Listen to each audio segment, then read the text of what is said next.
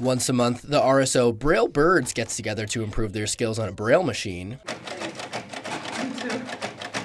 and extend outreach to attract more people towards their cause. The Braille Birds president expressed how in demand they are for educators in this field and the consequences if there aren't enough.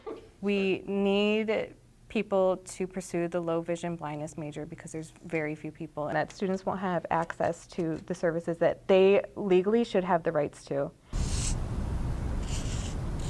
The Braille Birds chose a bright, colorful, and creative way to get their message across to all Redbirds